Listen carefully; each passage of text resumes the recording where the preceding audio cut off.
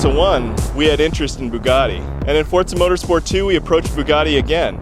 But at that time, Bugatti wasn't really interested in being in video games. But video games today have broadened out, and they're actually part of mass media. So I think that's opened up the door for us to do something with Bugatti. So now they're actually excited to be in video games. They're excited to be in Forza Motorsport. Design identifies the cars that we want to build based on how desirable they are. The Bugatti Veyron's a no-brainer. It's probably the most coveted car in the world right now. The style of the Veyron is very classic, sort of Art Deco. If a beautiful woman of the Roaring '20s stepped out of the car and the woman would perfectly complement each other.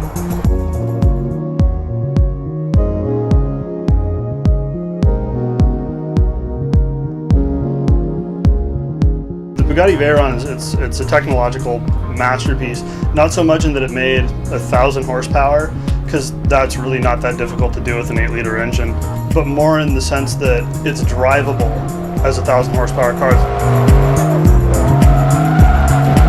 An automatic gearbox that can take a 4,400 pound car and 987 horsepower and put it to the ground with all-wheel drive and not blow up, and it's got to do that for 120,000 miles. And it's not even just like the power or anything, it's the scale. This is a 1,000 horsepower 16-cylinder 4-turbo motor that's smaller than a big block Chevy, and the Veyron itself is 5 inches shorter than the current market Jetta. It's not even a big car. To have such a beautiful design and be able to hit 250 without just frisbeeing off the road it's just incredible.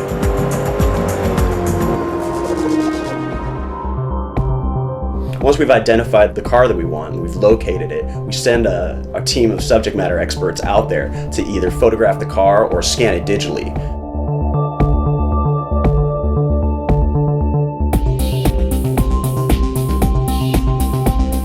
This is, in some ways, the most exciting job on the team, because you get to put your hands directly on the metal of cars that most people will never see in person. One of the new features for Forza 3 is cockpits. This presents an interesting challenge from a modeling perspective, because it's so hard to get the sense of scale from inside the cockpit and communicate that in game.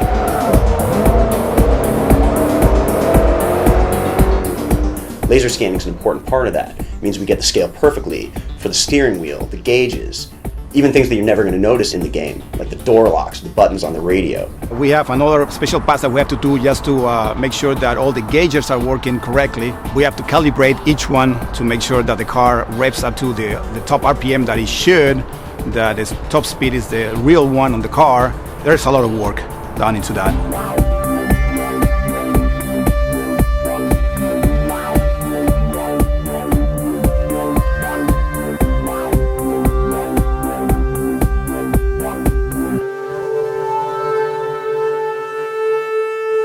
The result is a super high definition mesh. For Forza 3, we've completely revamped the graphics engine. We're pushing 10 times as many polygons as we have on any previous version. It manifests itself by what you see in the game. The beautiful lines of curvature, the detail, and the lights and lenses. The detail in the brake rotors and calipers. They're so close to reality, they're almost indistinguishable. What you see in game is what we saw on site as we photographed and scanned the car. And the cool thing is not many people in the world have seen this car in person, only in pictures. Some people haven't even seen the interior of this car.